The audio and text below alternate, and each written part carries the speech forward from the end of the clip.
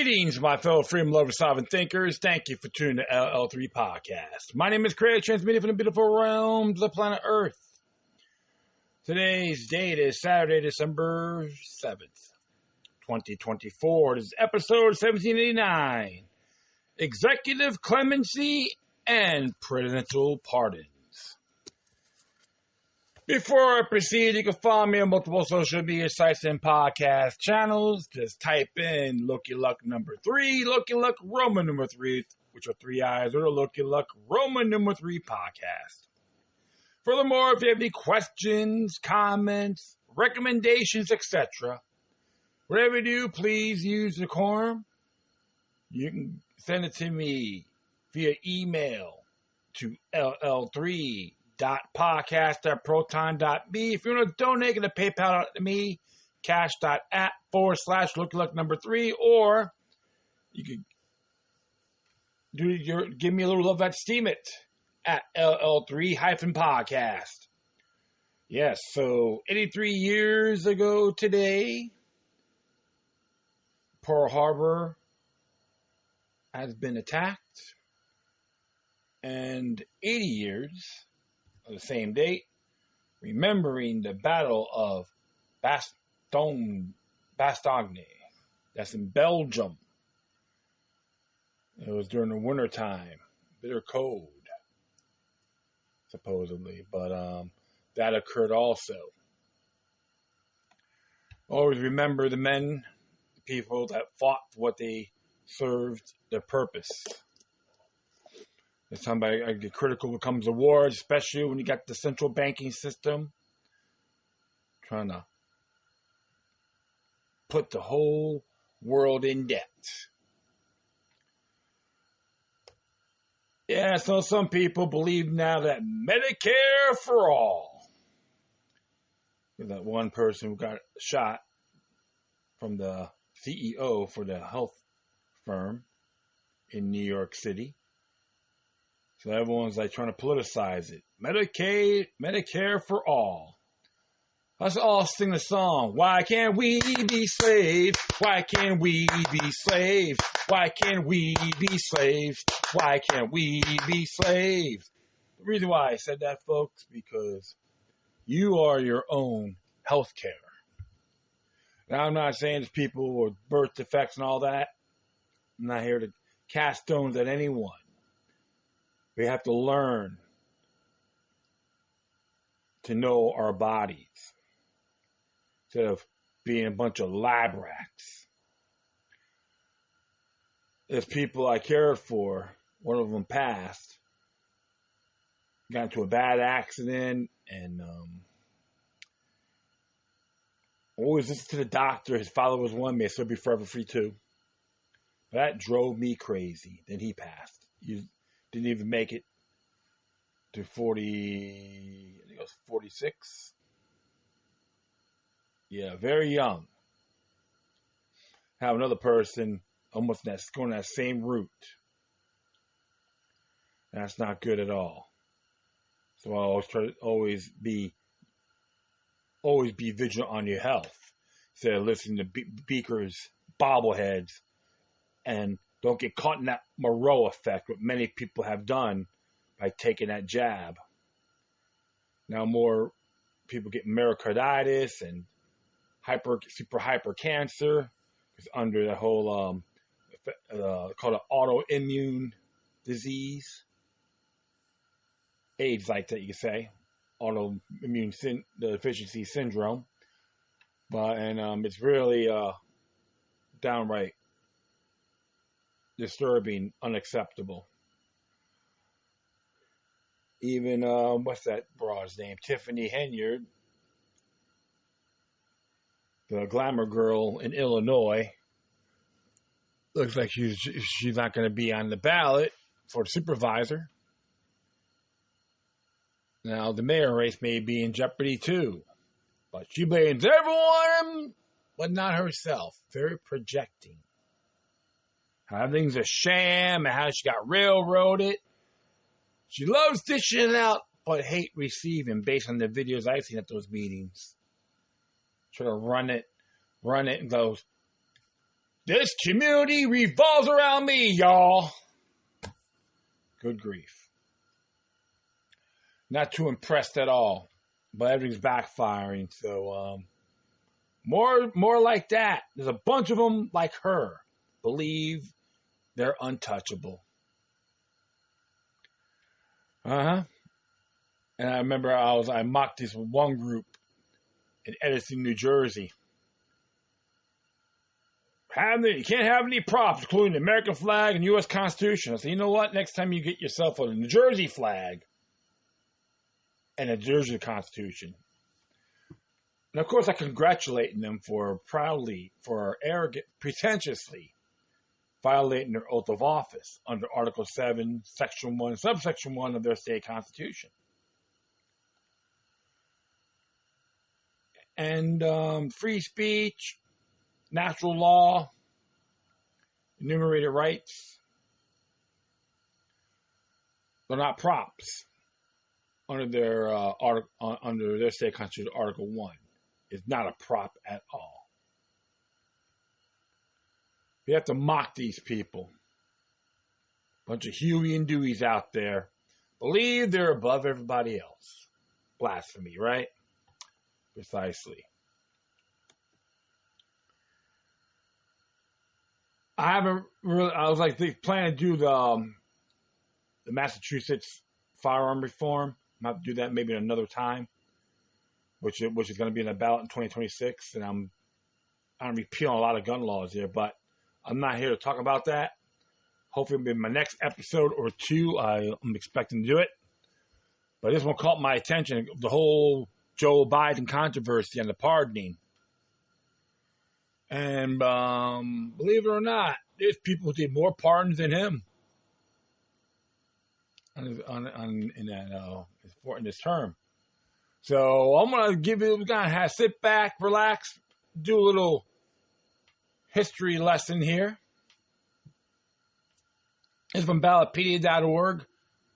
It's called Executive Clemency and Presidential Nominations. This was last updated December 2nd, 2024.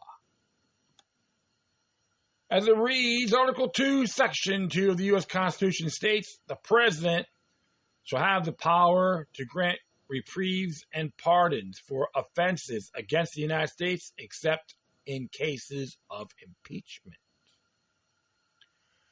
It describes one of the presidency's most controversial powers, executive clemency, which gives the president power to pardon individuals convicted of having committed a federal crime.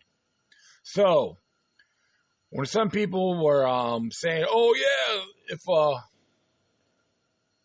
Brad Penny, I think his name is, from New York, who saved a lot of lives, that one individual who was a habitual offender and very distorted, which is a shame. Oh, if he's convicted of President Trump needs to pardon him. Nope. I say it's federal crime, not state crime. So in a state crime, that's a lot of constitutions in the states, they do have that. So, though you'll find quantitative overview of presidential pardons and answers to questions such as the following. Can a president pardon someone who has not yet been convicted of a crime? Why did the framers grant this power to the presidency? And how frequently have presidents invoked this power? Here are the highlights. Between fiscal years 1902 and 2024, Delano Roosevelt, Democrat, issued an average more pardons than any other president. Interesting, right?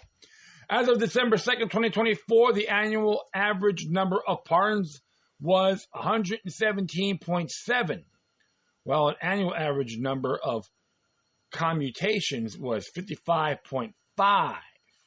So they say 118, 56, roughly, right?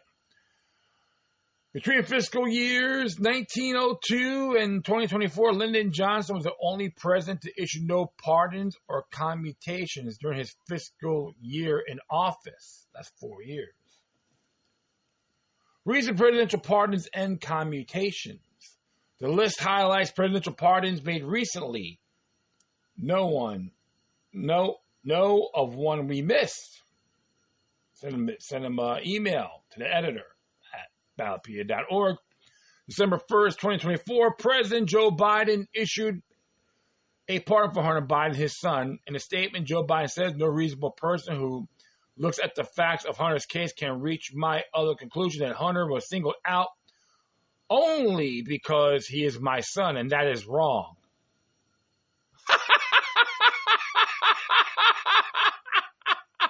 The reason why I'm laughing, folks, that's very hypocritical of him under his administration. But it's okay to gun for everybody else. Look what he's trying to do, going after President Trump for a lot of things.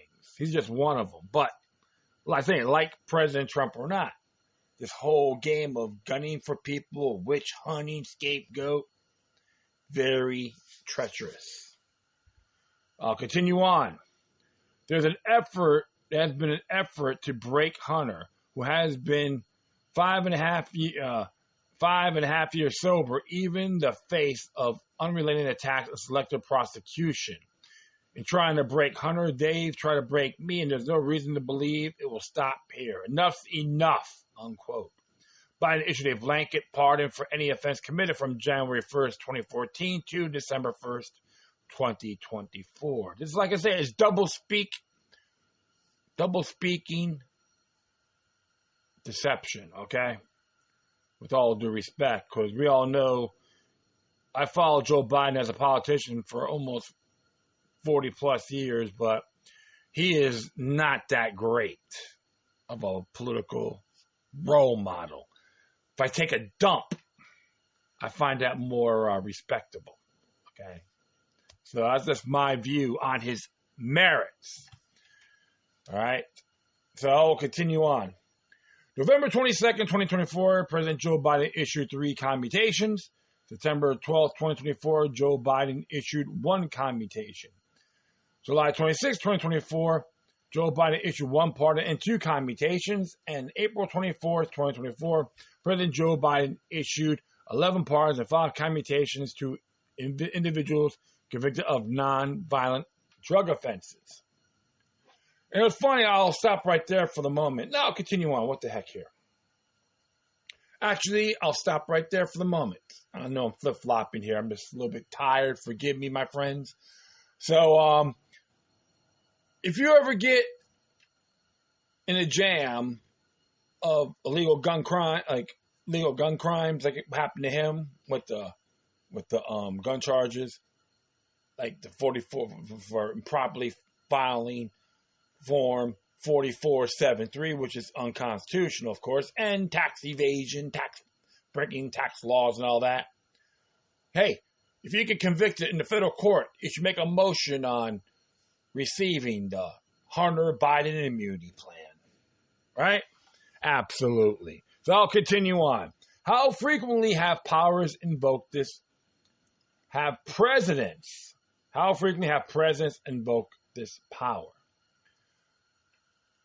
This table shows official pardons and commutations from Theodore Roosevelt to Joe Biden. The first 5 tables shows an interview that can be used to compare these presidents' use of executive clemency. Tables below do not include instances of mass pardons, such as in 1974 when President Ford pardoned individuals who evaded the draft during the Vietnam War. All years are fiscal years, not calendar years. Statistically, were taken from the United States Department of Justice. So, from 1902 to 2024, total pardons, 14,359. That's an average of 117.7. Total pardons from Democratic presidents, 8,419. Total from Republican presidents, 5,940. Total commutations, 6,777. Annual average, 55.5. Total commutations from Democratic presidents, 4,239. And from Republican presidents, 2,000. 2,538. So 4,239 to 2,538. So, based on this, Joe Biden, from 1902 to 2024, 26 pardons, 136 commutations. So I'm not gonna read everything in its entirety, but I will put the link up for this episode. You can read it for yourselves.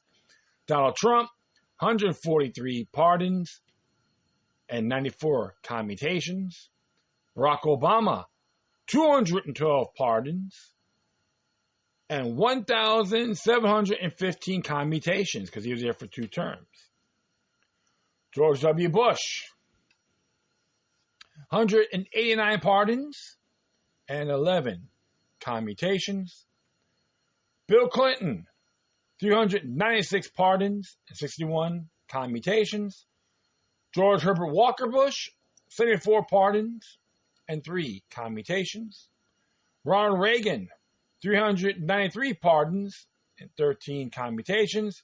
Jimmy Carter, 534 pardons and 29 commutations. Gerald Ford, 382 pardons and 22 commutations.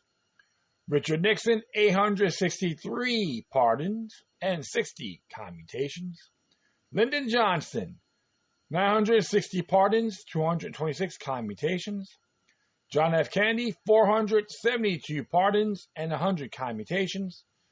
Dwight Eisenhower, 1,100 pardons, 47 commutations. Harry Truman, 1,913 pardons, 118 commutations.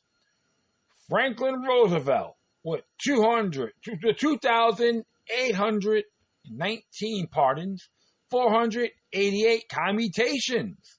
Herbert Hoover, 672 pardons, 405 commutations. Calvin Coolidge, 773 pardons, 773 commutations. Interesting. So it's like, you just like get everything even balanced here, right? Warren Harding, 300 pardons and 386 commutations. Woodrow Wilson, 1,087 pardons, 1,366 commutations. William H. Taft, 383 pardons and 361 commutations. Theodore Roosevelt, Teddy Boy, 668 pardons and 363 commutations. So, gives you the whole rundown. Of course, they do everything break up by the years too. For all these folks, very interesting. But definitely, check this out. Interesting stuff here. Because, they did the ones on Trump and Biden by the years and all that. As you read for yourselves, I'm not going to go too crazy over it. But, yeah, very interesting here. So, so Franklin Delano Roosevelt tops them all during that time. Time of the century, right? I will continue on here. Let me see. Oh, yeah. Go all the way down. All right. But definitely check that out. You can read it for yourselves here. Presidential Pardons 101. The U.S. Constitution, Article 2, Section 2, grants the President the power of executive clemency. Executive clemency includes the power to pardon, in which the President overturns a federal conviction and restores an individual to the state of innocence that existed before the conviction. Executive clemency also includes the power of commutation, which allows the President to shorten or reduce a federal prison sentence. Other powers of executive clemency, including postponing a sentence or punishment or a reprieve and remitting fines. The Constitution imposes 2 major limits on the President, the power of executive clemency. The first is that clemency is limited to federal offenses. The president cannot pardon individuals for civil or state offenses. Okay, so make sure all you folks, no matter what party you in or political belief system, there's a fact is on its face. All right, so the governors can do that on states. All right. The second is that the president may not use this power to intervene in impeachment proceeding, which that's true. That's Article 2, Section 2, self-explanatory. A special office in the Department of Justice is dedicated to assisting the president in matters related to executive clemency. It's called the Office of the Pardon Attorney. Requests for pardons, commutations, and remissions begin with the Office of the Pardon Attorney. And there's a link for that, and I'll take you right to that site. Why do presidents issue pardons? Executive clemency scholar P.S. Ruckman Jr. identified 3 formal reasons for issuing a pardon.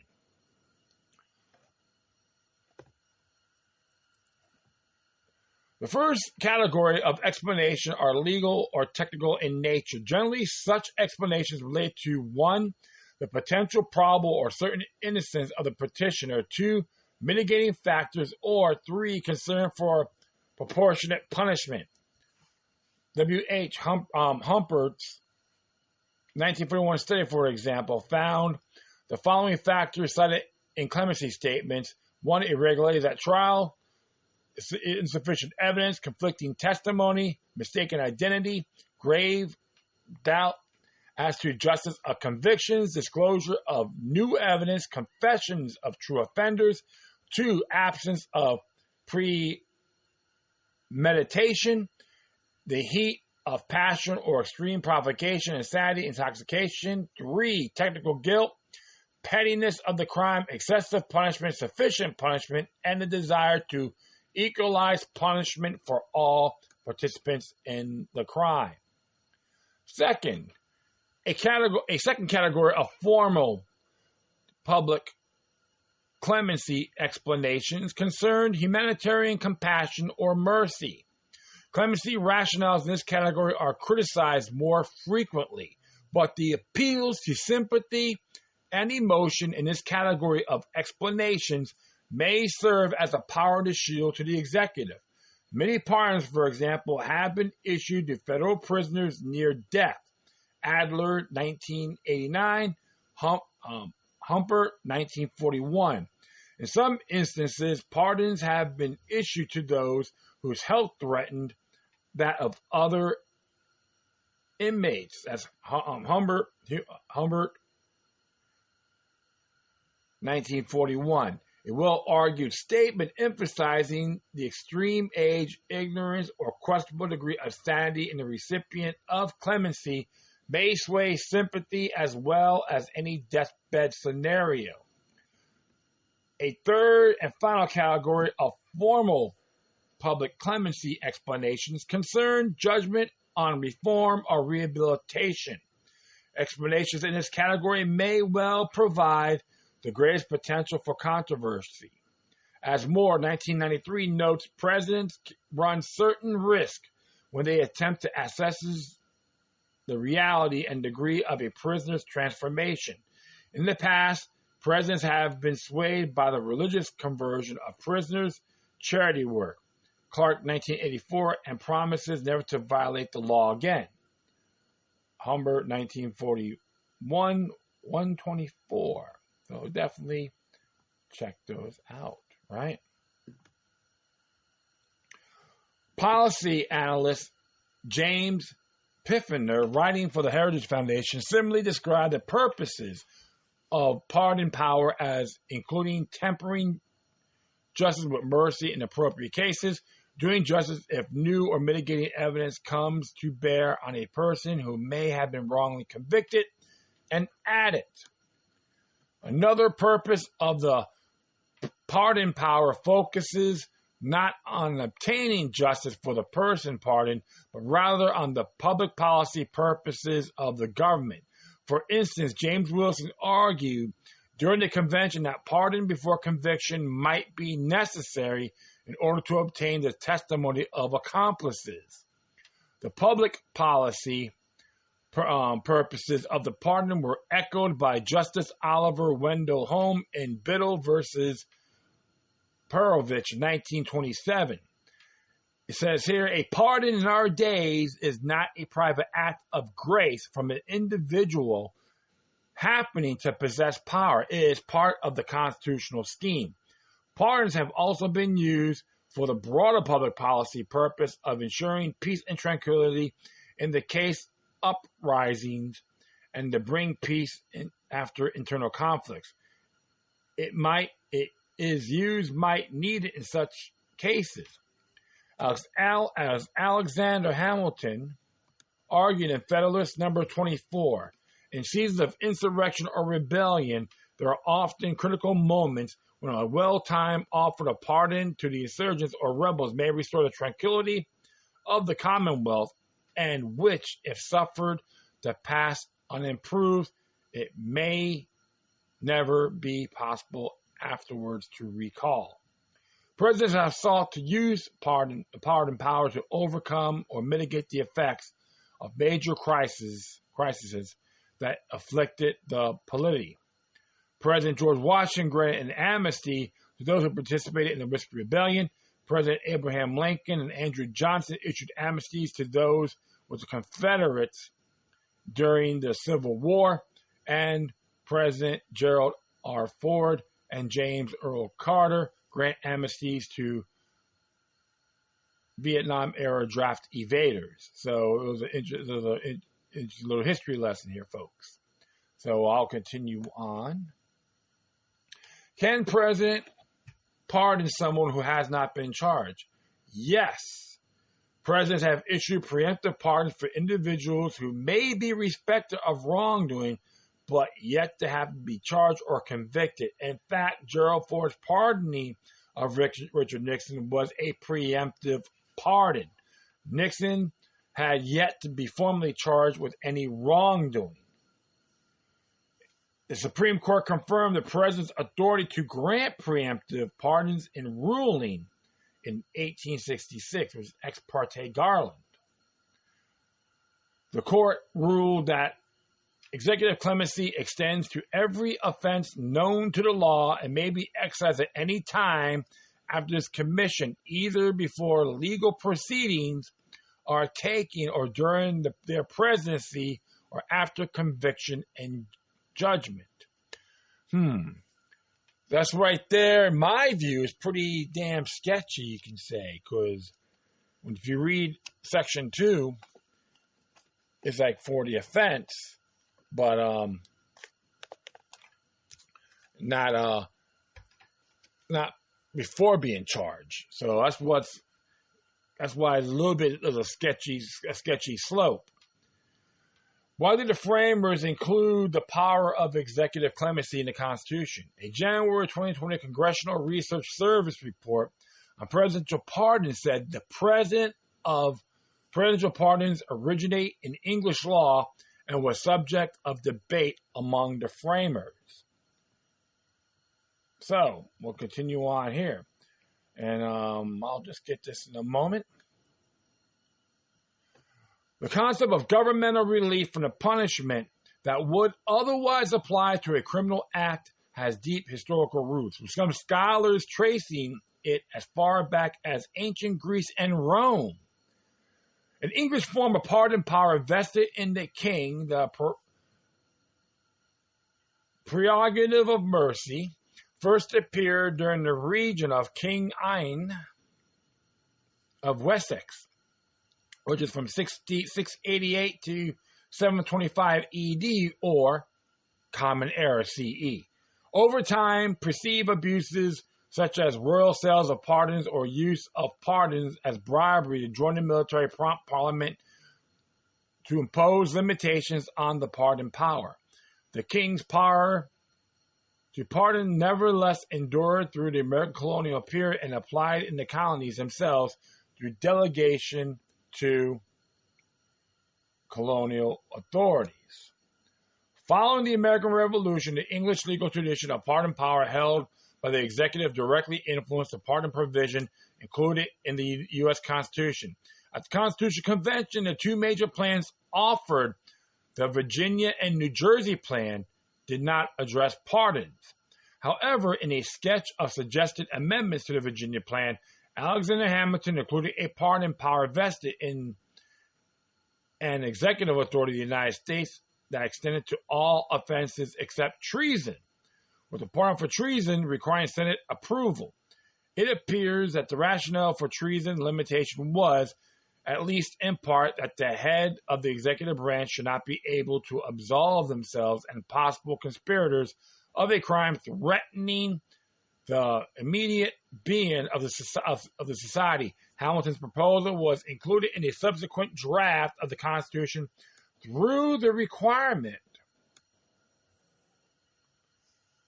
of Senate approval for a pardon of treason was replaced with an exception for impeachment, apparently with the thought that exempting impeachment was sufficient to protect against abuse.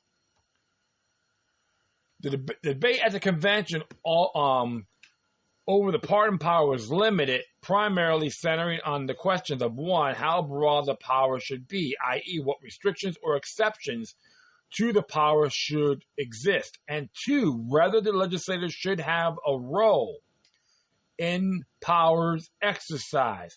Ultimately, proposals to impose additional limits on pardons beyond an exception for impeachment, such as by calling for Senate approval of pardons or requiring conviction prior to pardons, were rejected, resulting in the expansive power in Article 2, Section 2 of the Constitution. Alexander Hamilton made the case for the breadth of this executive-held power in the Federalists, arguing that it should be as little as possible fettered or embarrassed to ensure easy access to exceptions in favor of unfortunate guilt. And on his view, a single man of prudence and good sense, that is the president, would be better fitted in delicate conjunctures to balance the motive which may plead for and against the remissions of the punishment than any numerous body, I'm so sorry about that, body or whatever, in accordance with these principles in the text of the Constitution as ratified, places a few limits on the president's ability to grant pardons. So it's interesting there. That's why with the whole thing with Biden, the whole preemption, he just expanded it. That's called the blanket pardon, which I do renounce respectfully. But you can say the little history lesson with Gerald Ford on the preemptive pardon to Nixon, and of course the case in 1886 by the Supreme Court. Interesting history lesson there, folks. So that's how I look at things. Don't get discouraged. But that's why I tell people now, if anything from gun charges, well, Hunter Biden was convicted of, and the tax stuff, hey, ask for the Hunter Biden immunity plan in federal court. It's time to stick it to them, send a message. And I think the jury should support that too, right? To see how these people react. Because you got a bunch of power mad people there that loves that lust for power. And Joe Biden is one of them. Okay, so this is one of those areas we got to learn the history of pardoning. And I learned something from this too. Hopefully you have also. And I always recommend it's got to be done in good faith. Principles. All right, so like the J6ers and even political prisoners like Schaefer Cox and even Julian Assange, okay, those pardons should happen, but preemptive pardoning, hey, Supreme Court 1866, end of story. But as in my view, it should be due by the offense or the conviction. So that's one of my observations, my viewpoint on this. But I'd love to hear from you on this matter and hopefully learn something too, okay? Well, that will be it. I know it's a pretty long one, and I do apologize. But that'll be it. I thank everyone for listening. Plus, feel free to download and share throughout your social media networks. If you have any questions, comments, recommendations, and all that good stuff, whatever you do, please use decorum. You can send it to me via email to ll3.podcast@proton.me. I will leave the article or the link of this episode. You can read it for yourselves. If you want to donate, go to PayPal.me or cash.app/look3. If you want to follow me on Steemit too, send crypto, LL3-Podcast. You want to donate to Ballotpedia, that's ballotpedia.org. Good site. I enjoyed it. When I first looked into it, I I kept it handy. I know I'm a little bit tired, so sorry about that, folks. Once again, thank you for your time. Plus, always remember that the demoniac resistance is healthy for the soul and can liberate humanity. Until next time, take care of yourselves. Keep on spreading the love, and may your guardian spirits be with you.